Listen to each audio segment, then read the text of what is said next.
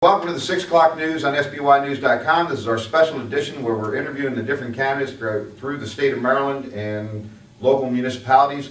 With me today is Mr. Joe Holloway. How you doing, Joe? Welcome, my friend. Never too many Joes, right? Never too many Joes. Right. Let me dive right into this, Joe. Why are you running again? Well, you know, I think I've proved myself the first term. I hope I have. I hope I've served the people of Wycomico County well. I've kind of called my first 3 years on the job training. And I would like to continue the work I've been doing for the county. Well, we appreciate it. Taxpayers of Wycomico County. Okay. And you don't have an opponent, but why, if you did, why would the citizens vote for you versus your candidate, or your opponent, pardon me? You know? Yeah, that's fine.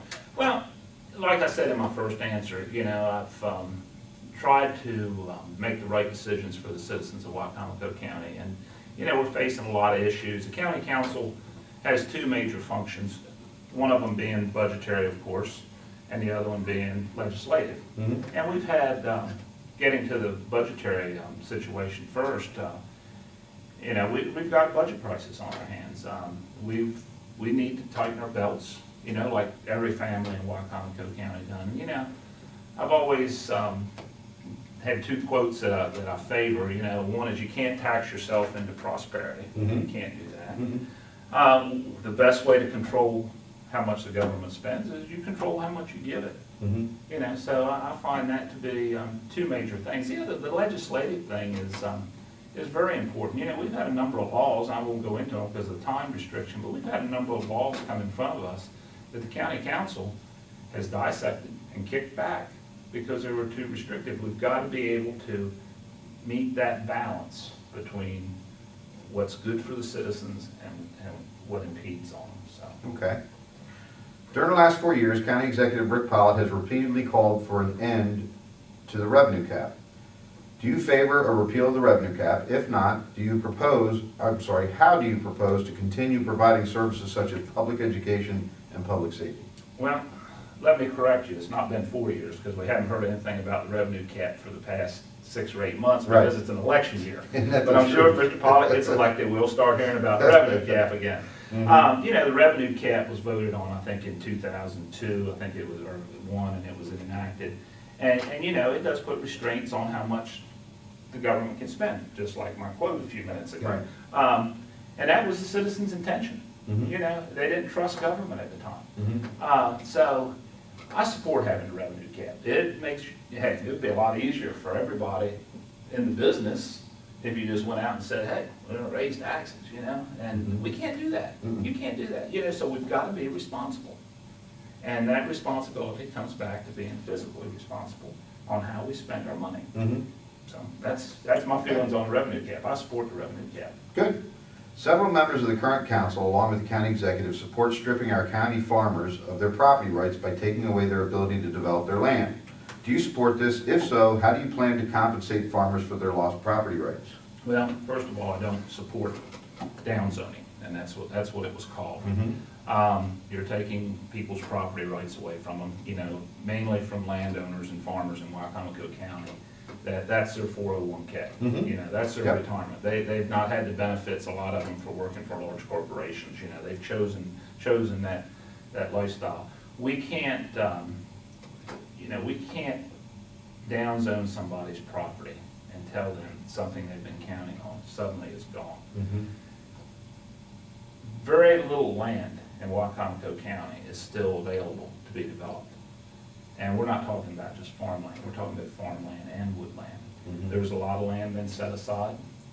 We've heard some of the proponents of this say that we're losing farmland, losing farmland, losing farmland. Well, you know, we've got a lot of farmland in Wycomico County right now that's not being farmed because the government has paid them not to farm it. I'm one of them. You know, and that's fine. You know, but how do you make that argument? It's a tree farm, Joe. It's a tree farm. Yeah, I know. I realize that. So no, you know, I was telling somebody one day. I said I had a fellow come in my store. This was back in the early '90s, and we were talking about some lots he had sold on his farm, and he told me, he said, you know, I really didn't want to sell those lots. He said, I'm a farmer. I'm not a builder. I'm not a developer. But if I hadn't been able to sell those lots, I wouldn't be farming today. The best way to preserve farmland is to give the farmer the right to do what he wants with his land. Good point. In your opinion, what are the greatest challenges facing Wycomico County, and how do you believe you can help solve the problems if reelected, when reelected? Well, you know, I think our problems mirror every county in every state in the country probably right now. You know, the money is a problem, and you know, spending the money correctly is a problem. I'm sure people's been watching TV and seeing some of the annex that's been going on in some of the counties in this country. But you know, like I say, our problems mirror the rest of the country. Crime, you know, I mean, we have a crime problem. Education, you know, we got to make sure the money that we spend for education goes toward the students. You know, as has been shown in the past year or so, that some of the information that I brought out, that not all the money is going toward educating the students. You know, that was a sad situation. So, do you know how much a day? I don't know if we've discussed this before, but do you know how much it costs the taxpayers per day to run the Board of Education, salaries, the whole 9 yards? I can tell you what the salaries are.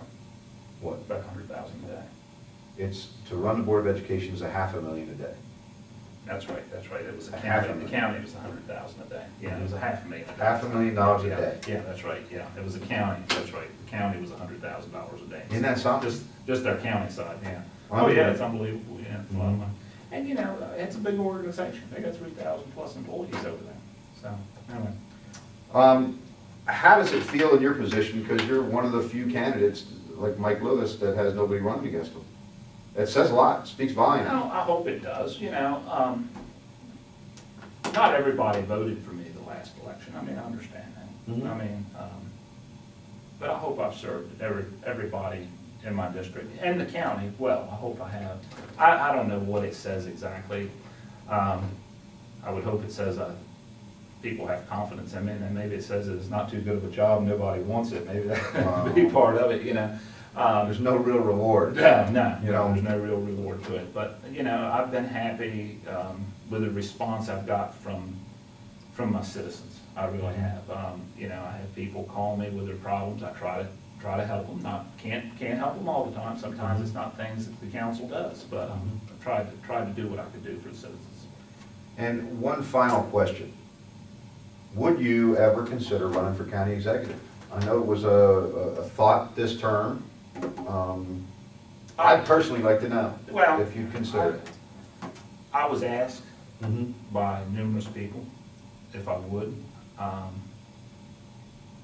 And, you know, I thought that was a compliment for somebody to say, Joe, why don't you do I that? asked you. I know you did. And, you know, 4 years or 8 years from now is a long way away. It is. I was also asked by some people to give it more time. And I was asked people to give it more time from people that I respected. Okay. And I took their advice. So I'll leave it like that. All right. It's a long ways away. So.